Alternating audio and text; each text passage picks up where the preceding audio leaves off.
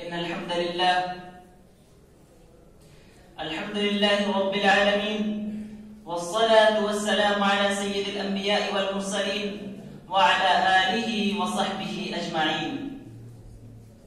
May praise be to Allah, the Creator of the worlds, and peace and blessings be upon His Prophet Muhammad sallallahu alaihi wasallam, the head of all messengers, upon his family and all his companions.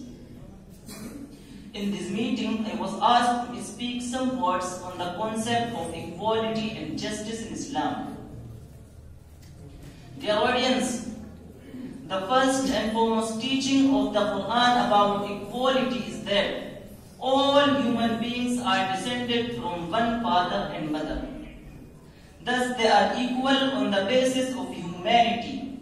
The Quran says, يا أيها الناس إنا خلقناكم من ذكر وأنثى وجعلناكم شعوبا وقبائل لتعارفوا إن أكرمكم عند الله أتقاكم إن الله عليم خبير. O mankind, we have created you from a male and female and made you into races and tribes so that you may identify one another. Surely the noblest of you in Allah's sight, the one who is the most pious of you. Surely Allah is all-knowing, all-aware. The Quran very explicitly declared that the differences of races, colors, and tribes and places are of no value and importance. These differences are only for the sake of identification. One cannot be considered higher and superior on the ground of color and nationality. By this, the Quran aimed at labeling the differences and discriminations of nations, races, and tribes. The second rule which the Quran proclaimed in the verse is that the cause of nobility is only piety. Thus, Islam uprooted the racial pride and ego of the so-called higher classes. This principle of equality was more elucidated in hadith by the Prophet, Allah bless him and give him peace. In hadith he is reported to have said, O people, behold your Lord is one.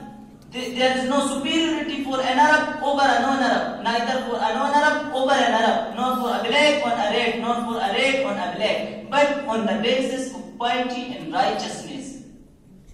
Indeed, the best amongst you are those who are more pious and righteous. Behold, did I convey you the message? The people shouted, Yes, O the messenger of Allah. Then the Prophet said, Those who are present should convey this message to those who are not present. Another hadith says, O people, Allah disapproved bigotry of the days of ignorance and taking pride in forefathers.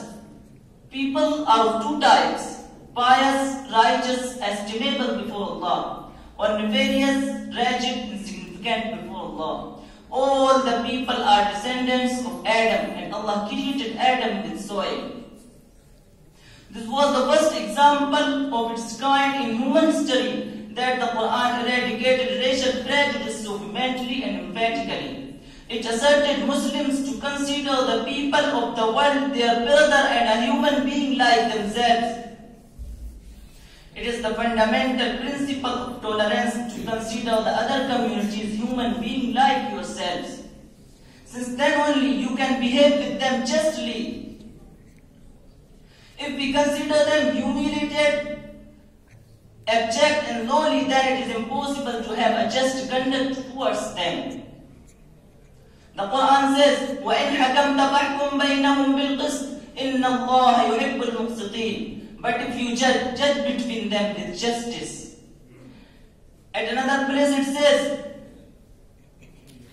لا ينهاكم الله عن الذين لم يقاتلوكم في الدين ولم يخرجوكم من دياركم أن تبروهم وتقسطوا إليهم إن الله يحب المقسطين.